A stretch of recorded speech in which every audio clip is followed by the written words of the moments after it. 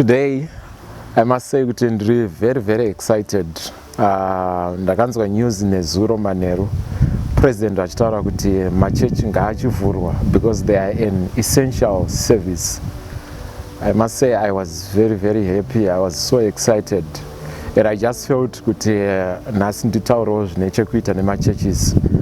Ndoda kutaura pamusoro the 10 things that most pastors are afraid to talk about. 10 zvinotyiwa navafundisi vazhinji kuti vataure pachena, either kucongregation yavo or kumafamilies avo, or even to other fellow pastors. And as a result, zviri kukonzera kuti mapastors apedzisire akucompromise pakuita basa ravo instead of doing what God has called them to do, then fail to do it in the right way because of my fears avanenge vainawo.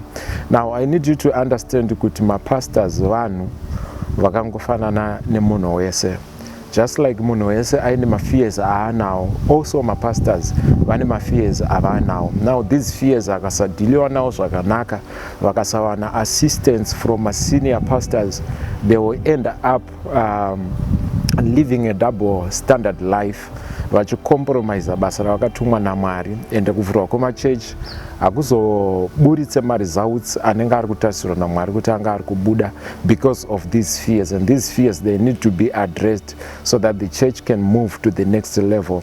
And these fears, they can be dealt with more if a pastor, you have someone pamusoro pake vanenge vari kumubatsira. There are pastors who say kuti they only report direct to God. They don't need any other man of God anovapa guidance and counseling, and that is very dangerous because munhu akwanise kunge ari kuwana munhu anomutsiura paanofanira kuti atsiurwe, munhu anomotivata pama-areas aanofanira kunge ari kuda motivation. And these are the things that I will be talking about, and I'm so excited to be recording this video in Beitbridge, a remote town, a border town rather, just a few kilometers from here, Tinengeta, South Africa. I'm excited to be recording this video during this time, and I believe it is going to help us to move on as churches and also to be a blessing to the society and to the nation at large. So inwardly, my pastors mazhinji ane my hidden fears avanawo. And these hidden fears kana akasagona ko-address kwa zvakanaka, you then find kuti panenge paine kucompromise kunozoitwa nevanhu vaMwari. And compromise iko kunoitwa nevanhu vaMwari kunokanganisa kuti vange vachi-exercise maduties avakadanwa kuti vange vari kuita. Now you'd find kuti even some great men of God pane time yavakambobatwawo nemafears, and as a result vakatanga kucompromise basa ravakatumwa naMwari kuti vaite. There's a very classical example mushoko raMwari kuti book raGalatians chapter number 2 from verse number 11 up to verse number 14. Kune murume aishandiswa naMwari zvine simba, zita rake ainzi Peter. So Peter akatanga kudevelopa tsika yanga yakaipa. Now mukushumira kwavaiita panguva iyoyo, vanhu vaipatsanurwa two main classes. Kwakune class yemaJudha, then class yemaheathens. Class yemaheathens ndo vanga vari maGentiles, vanhu vanga vasiri maJudha, vanhu vanga vasina kuchecheudzwa, vasina kucircumciswa. So what happens is that maJudha anga asingatenderwa kuti awadzane uye kudya pamwe chete nemaheathens. Saka zvaiitika ndezvekuti Peter understood kuti with the coming in of Christianity, the way people were now worshiping God according to kudzidziswa kwavanga vaitwa naJesu Kristu, zvazvisiri necessary kuti munhu atanga aconverta into Judaism kuti azogamuchirwa semunhu anonamata. Peter, understanding that, akatanga kuwadzana nemaheathens achidya pamwe chete navo. But nekuda kwefear yaaive nayo kune mamwe maJudha, aiti kana abva mune imwe nzvimbo achiuya kwaishumirwa kuina Peter aizozvisudurudza pamaheathens. Azvisudurudza pamaheathens otanga kukondema those heathens and telling them kuti vanofanira kuti vachecheudzwa, vanofanira kuconverta into Judaism. once the maJudha achibva ipapo, Peter odzokera zvekare kune maheathens ayaongoti no, you can still go on. Now izvo zvakakonzera madouble standards pakushumira kwaPeter. Vanhu vaaitungamirira, some of them began to join him patsika iyoyo, kusanganisira murume ainzi Barnabas. So when Paul came achizviona akati no, Peter, this is not right, you need to change, you are not doing the work of God in a proper sense. Saka zvakada another man of God akauya kuzotaura boldly kuna Peter kuti Peter achinje mafambiro aaita. Peter achinja mafambiro aaita, even basa raMwari rakatanga kufamba zvakanaka. So as I point out these 10 things that pastors are afraid to talk about, it will help us even as we are going back kuma churches kuti basa raMwari rigone kufamba zvakanaka pasina zvigumbu zvakavigwa mukati, pasina mafears akachengetwa nevanhu vaMwari ari kutadzisa basa raMwari kuti rifambe in the way ratinofanira kuti nge riri kufamba naro. The first fear that I'm going to talk about yakachengetwa nevanhu vaMwari vazhinji is the fear to talk about their financial needs. Vashumiri vazhinji vanotya kubuda pachena kuti vane maneeds avainawo in terms of my finances, vane zvavari kutarisira from their congregation. Vashumiri vashoma vane boldness yekubuda pachena kuudza chechi yavo kuti ndo stance yavakamira.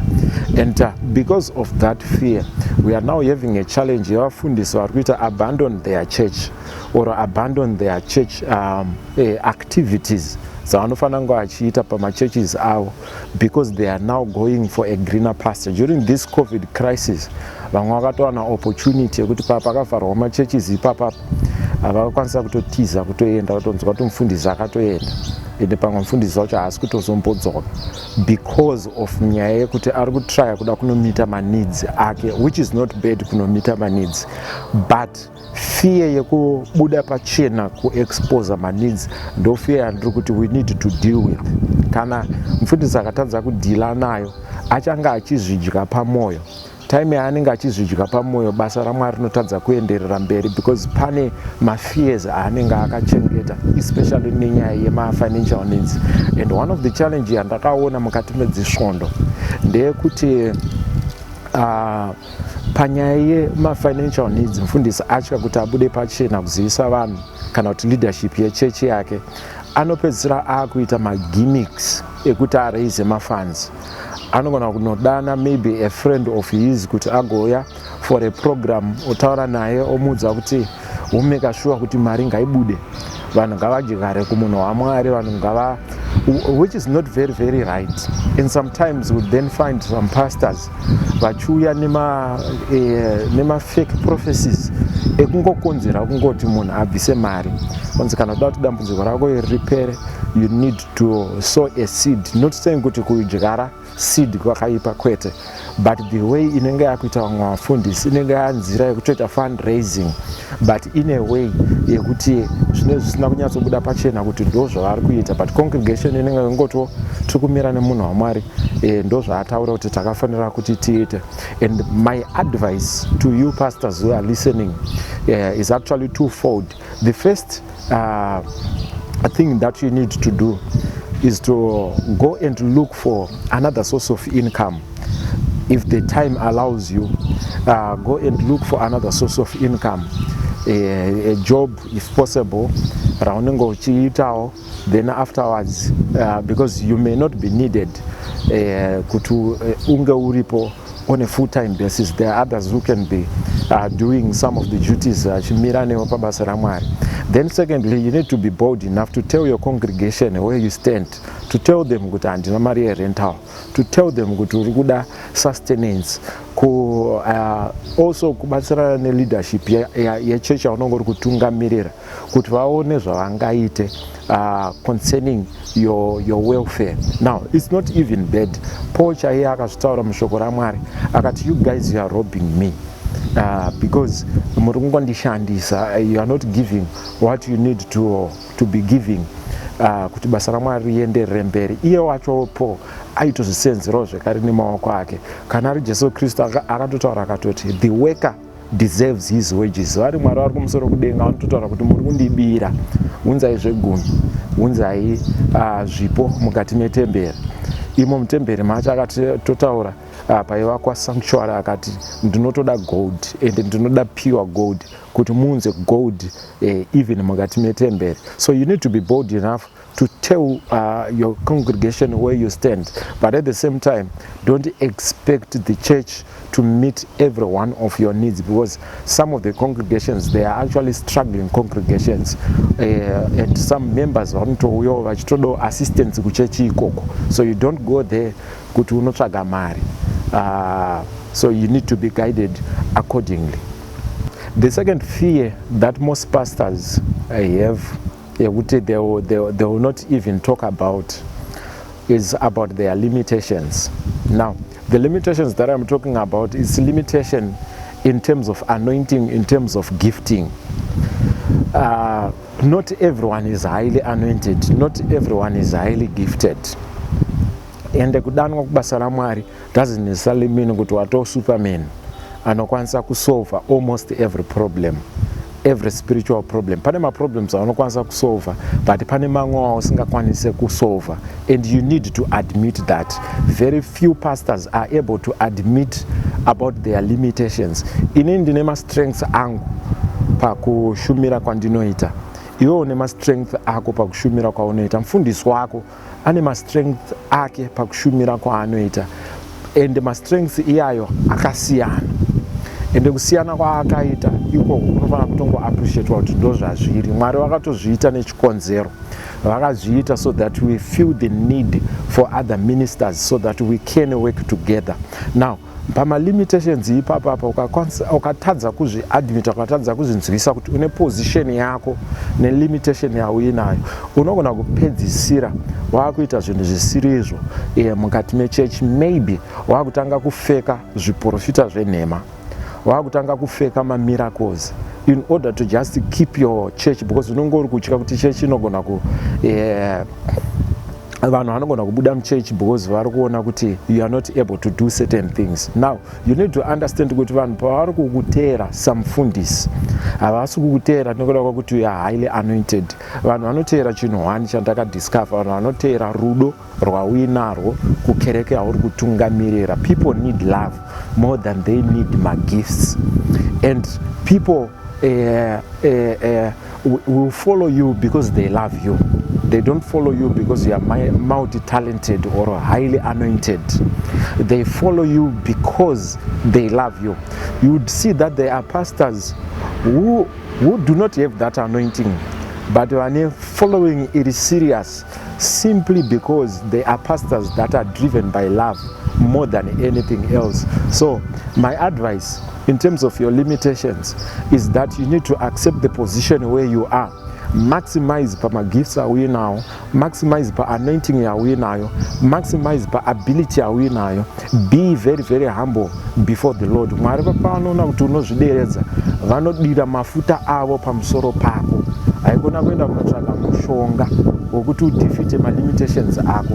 Haikuenda kunotsvaga juju, kana kuenda kun'anga, kana kuenda pasi penyanza kuti unotsvaga simba rekuti ugone kuprofita, kana kuti ugone kuita minana, nekuti hazisiriwo mavakirwo anoitwa chechi. Chechi inovakwa pakushandisa zvipo zvawakapuwa naMwari uye kuda vanhu vawakanzi naMwari ugotungamirira. Izvozvo zvinokuendesa kure.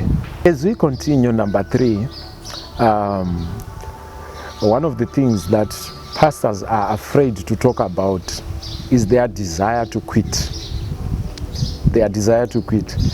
Now, I have talked with a number of pastors before, and vazhinji mapastors pandakataura nawo concerning nyaya yekunzwa kuda kutozviregedza.